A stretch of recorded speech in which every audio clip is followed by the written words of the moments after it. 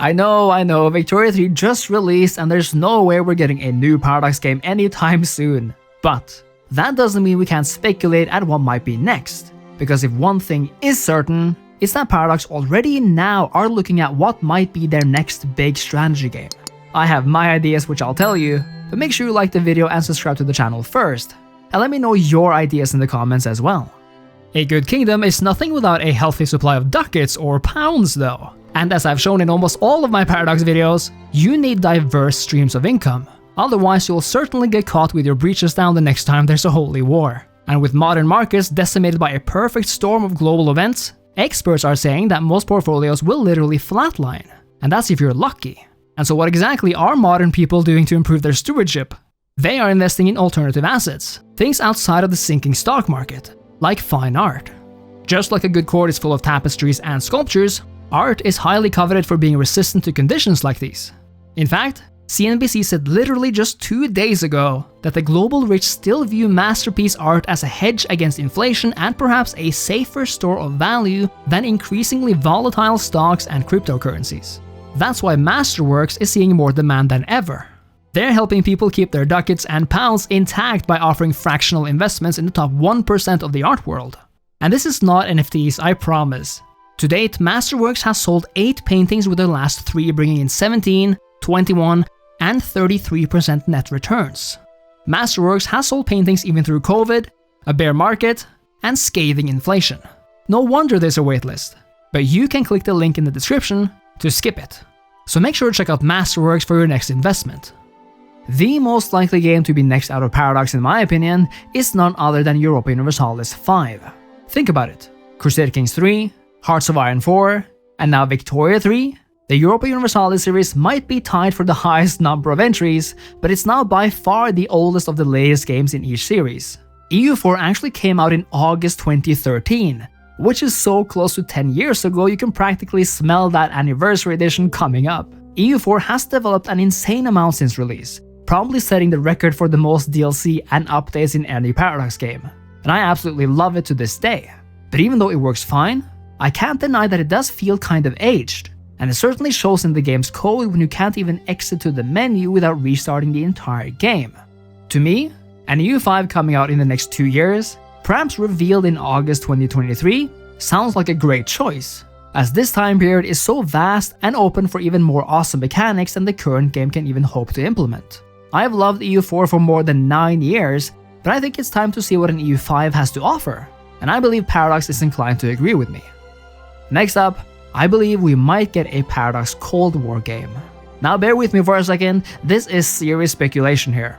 The further into the modern day period we get, the less likely Paradox, or anyone, is to make a game about it. The reason is that controversy to some extent follows their games even now, and a modern day period would likely shoot that into the sky.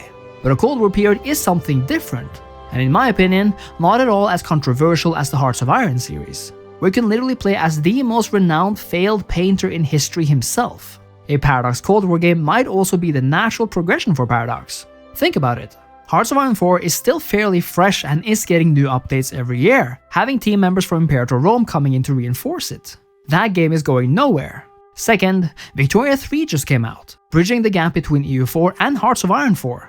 But even more than that, focusing more than most games on the internal workings of state, politics, and populations. A Paradox Cold War game could work much the same way, but focus even more on other things, taking inspiration from both Hearts of Iron and Victoria.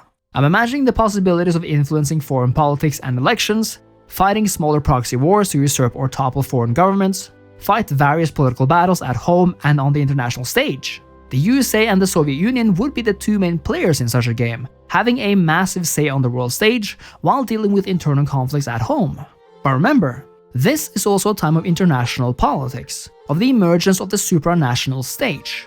It's the time of the emergence of the European coal and steel community, and the transformation of Europe from a devastated post-war continent to its return to the world stage. It's the era of the UN and international monetary systems, of international corporations, new technologies, and even the space race. Hearts of Iron 4 even has an espionage mechanic which could be expanded upon and translated into the Cold War era.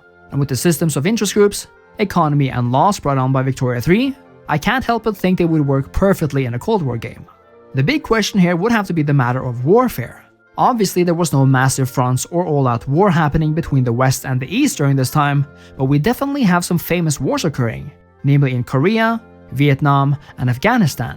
What's more is that we have near-war events or skirmishes that demand war mechanics, and of course, as Paradox games are at their core alternative history games, total war should also be a possibility, but with massive consequences. Perhaps we here as well could work with a Hearts of Iron style tension meter that rises with various actions and countries choosing which bloc to join, or even create new ones.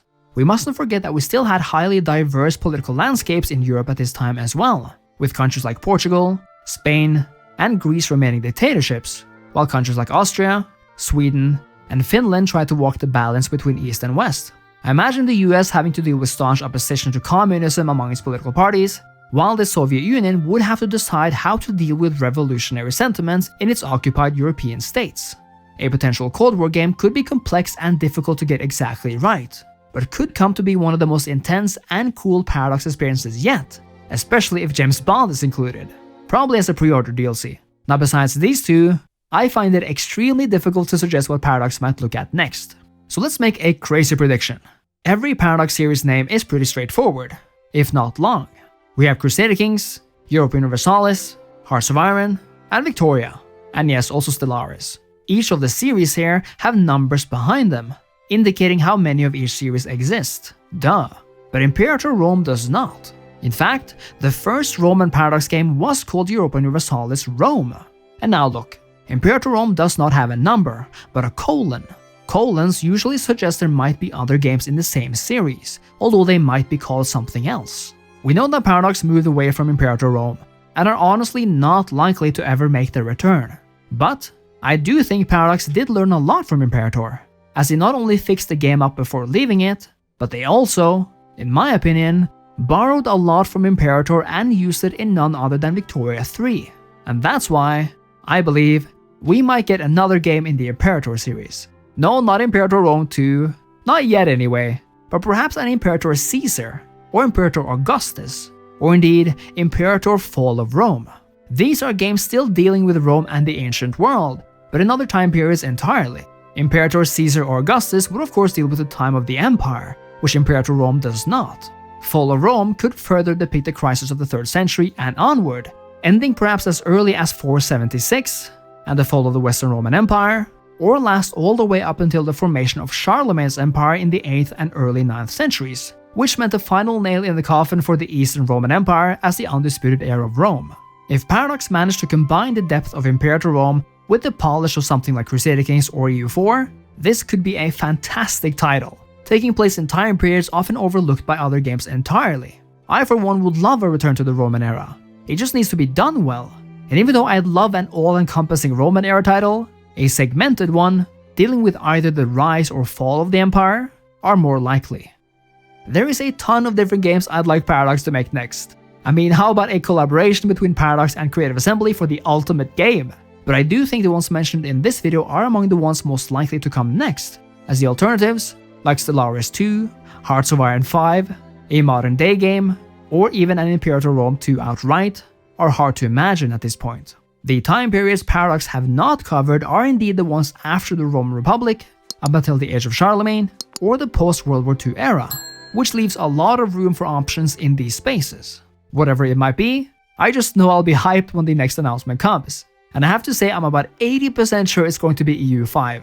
All I know is that I'm not ready for a Crusader Kings 4 or Hearts of Iron 5 anytime soon, and I will be pissed if it's not Imperator Caesar.